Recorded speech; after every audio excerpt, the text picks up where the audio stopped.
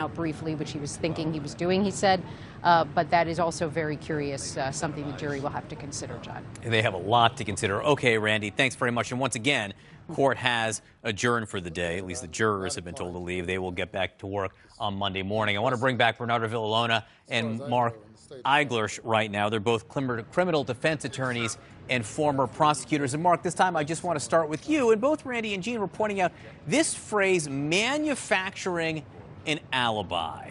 All right, that is a notion that I think the prosecution, those are words, the prosecution very much wants to be in the juror's head when they go back to the jury room to deliberate. Sure. And the defense trying. Anytime. Thank Mark. you. Mark, I'm sorry, we're getting audio here. But Mark, the defense trying to dispose of that notion. Explain to me the importance of those words. How about Monday night? Well, either he's Snow White innocent, framed like the Mona Lisa, or he's guilty, as the prosecution will have you believe. And if he's guilty, then he clearly manufactured an alibi.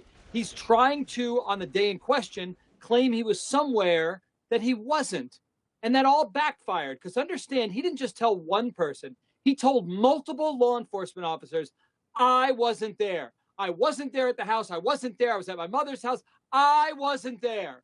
And then the minute they play that video in court, and it's identified that he's the person who's on that video, placing him squarely right there at the homicide scene, he's like, okay, oopsie. All right, okay, I was there, but, I have this opioid addiction, and, well, it makes me paranoid and stuff. I mean, that's a tough sell if you're on that jury.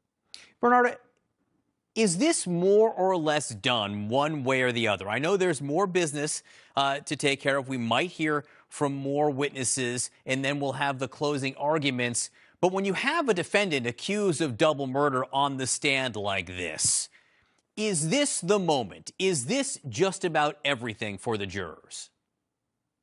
Well, for the defense, this is about everything for them, because you got to think that Alex Murdaugh took a calculated risk by testifying. He knew that he was putting it all out there. He was putting it all on the line because it's his liberty that is at stake. Unfortunately for this jury, and this is a jury that has been sitting for the last few weeks. I think they heard from 61 prosecution witnesses. I think we're on day 23 or something like that. And guess what wasn't taking place during all this testimony? They weren't taking any notes. No notes at all. They weren't allowed to take notes. So just think about it, the tough job that they have to be able to decipher through all this evidence that has been presented, all this testimony that has been presented, and for them to try to figure out, what did the prosecution prove their case beyond a reasonable doubt? Can this thief have killed his family?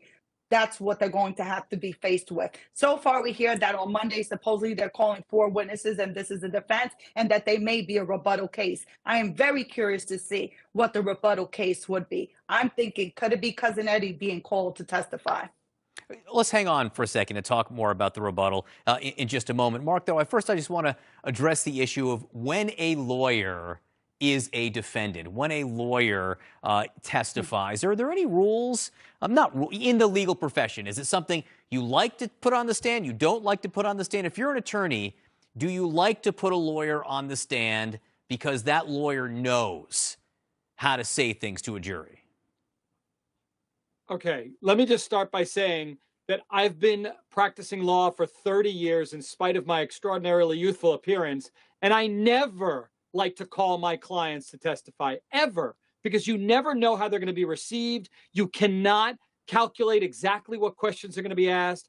If you're going to have somebody testify, yeah, having a lawyer who's smart, who's been in the courtroom, who's lied for 20 years so he knows his way around being able to answer questions that are posed of him that he might not expect, that's the guy you want on the stand. And all it takes is one juror to connect to him emotionally. That, coupled with what Buster did the other day, his own son, saying that his father looked distraught. He looked destroyed, like somebody who was the victim, not necessarily a perpetrator. You get that, you at least get one juror, and then he avoids conviction. Sure, they'll try him again, but he avoids conviction on what seemed like a slam dunk case at start. Yeah, Bernardo, okay, so quickly, Bernardo, what's left for each side here? What points need to be made still? Well, the battle is not over. We know that. We still have some more in terms of the defense. They're going to finish their case on Monday. In terms of the defense, they have already planted so many seeds of doubt, and all they needed was one little seed of reasonable doubt for them to possibly hang this jury or possibly even get an acquittal. In terms of the prosecution, they still have not sealed the deal because I think that they caused damage with their own cross-examination with the Alex Murdaugh show. So I think they still need to do more, but the question is, what more can they do? What other evidence is available? And technically, there's no other evidence unless you can rebut by hard evidence what Alex Murdaugh said on the stand. In G. Casares, I want to bring you back into this discussion here because I think people haven't been paying super close attention to this case, but maybe heard about it a little over the last 2 years. They're like, oh, the prosecution's got a really strong case. It's an open and shut case against this guy where all these strange things happened here. But there's always been a pretty high bar here in many ways. In every case there is, but in this case, what's been missing for the prosecution? I think what has been missing for the prosecution, or maybe we can say gaps in the evidence. Right. You know, go it that way. Let me give you one example. We didn't hear this today in the questioning, but this is fascinating. You learn so much when you watch a trial. With an iPhone, okay, even when it's locked, if somebody is handling it, internally, it's moving from portrait to landscape, and you know somebody's handling it, okay? When Alex Murdaugh was driving by where that phone was, and he's supposedly throwing it out, that phone didn't move. Internally, it was locked, didn't move.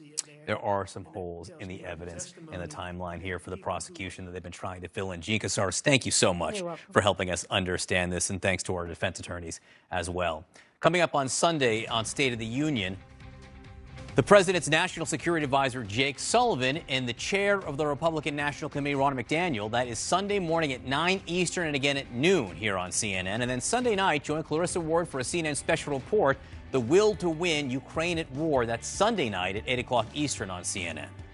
Again, everyone, I'm John Berman in for Jake Tapper today. Coming up, one of President Zelensky's top advisors speaks to my friend Breonna Keeler in the Situation Room. That's next.